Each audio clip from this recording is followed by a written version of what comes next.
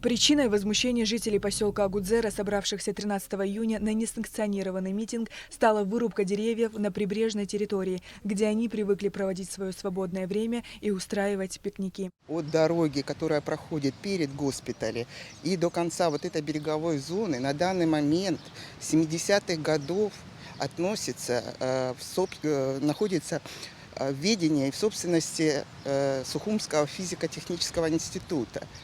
И насколько нам известно, за это время она никому не продавалась, не отводилась, ни в аренду не сдавалась. И кроме того, не меняла никакого статуса.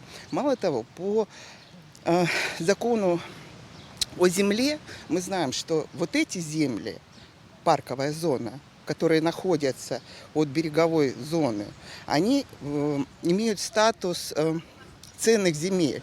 И их соответствующая продажа и эти все действия, они абсолютно незаконны. Глава администрации Гулрыбского района Аслан Барателя отметил, что участок, где проходят работы, не имеет отношения к парковой зоне. Барателя также сообщил, что этот объект, принадлежавший ранее СФТИ, как и ряд других объектов, были переданы на баланс администрации района в 2010 году. Вот один из этих объектов, оздоровительный комплекс «Южный», тоже вошел в этот перечень и был передан Гулрыбскому району. С 2010 года этот объект находится в аренде.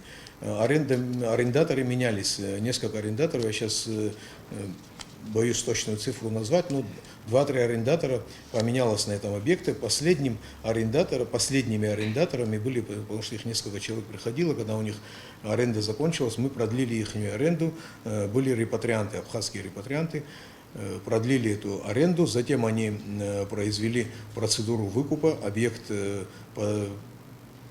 подлежит выкупу, он находился в перечне, находился в перечне объектов, которые подлежат приватизации. Они прошли приватизацию. Приватизация сегодня объектов, которые принадлежат району, проходит через собрание, разрешение берется у собрания района. И после разрешения, которое получают от собрания района, производится выкуп объекта. Объект выкуплен. На днях объект был продан.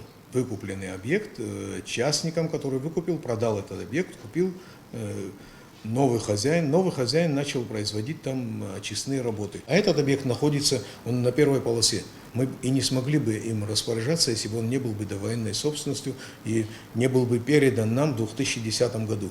Мы решили обратиться и в Сухумский физико-технический институт, чтобы разъяснить ситуацию. Как оказалось, в 2010 году не все объекты были переданы на баланс администрации Гулрыбского района, в том числе и данная парковая зона. Это территория на балансе СФТИ. У нас есть на это соответствующие документы, есть акт землепользования, где ограничено вот отсюда, вот этого берега до той трассы, это вся парковая зона. Вот это все на балансе у нас. В СФТИ у нас учрежден был и есть до сих пор дочернее предприятие жилищно-коммунальное хозяйство. Я являюсь руководителем вот этого дочернего предприятия. На этом же предприятии на балансе существует вот это парк. Это не парковая зона, я вам еще раз говорю. Это не парковая зона. Парковая зона – это отдельная история, там есть парк. Парковую зону мы не можем ни распределять, ни перераспределять, никому не выдавать. Это объект был, и до войны он был объектом, не парковым объектом, а оздоровительный комплекс, как любой из санаториев, который здесь находится. В том же 2010 году вышло постановление Кабмина о том, что парк остается на балансе Сухумского физико-технического института, но уход за ним возложен на администрацию Гулрыбского района, так как средств на обеспечение и уход за парковой зоной у СФТИ не было, сообщил Таня. Практики не существовало, чтобы кому-то в аренду можно отдавать. Другие здания мы отдавали в аренду, оттуда мы имели доходы, и этим мы содержали наше имущество. Потому как доходы переходят к ним, возложили на них, на администрацию.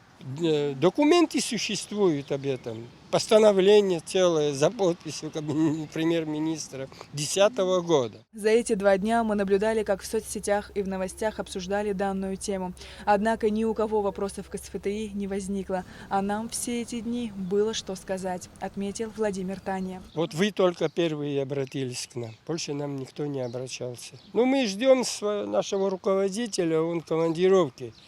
Мы просто не хотим в отсутствии его делать какие-то шаги. Мы его подождем, потом почему на нашей территории происходят вот такие вещи, возмущения населения. Я тоже здесь живу, мы с 73-го года здесь живем и работаем. Все мои соседи, все и малые, и старые, все здесь собираются, возмущаются.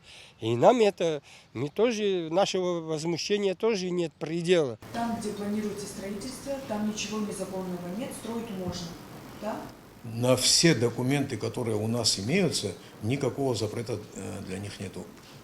Все у них документально оформлено. Обратились мы и к инспектору по экологии Гулрыбского района Давиду Кварчи. По его словам, на сегодняшний день здесь очистили территорию от сухих и упавших деревьев. Здоровые насаждения повреждены не были. Если в дальнейшем будет производиться самовольная вырубка, то будут приниматься соответствующие решения. Самому, в принципе, хозяин также это будет невыгодно по одной простой причине. Пригорок, который уже виднеется, деревья, которые стоят именно по вот этому участку, если даже начать их вырубку, то просто-напросто, естественно, почва потеряет силу, она начнется оползни.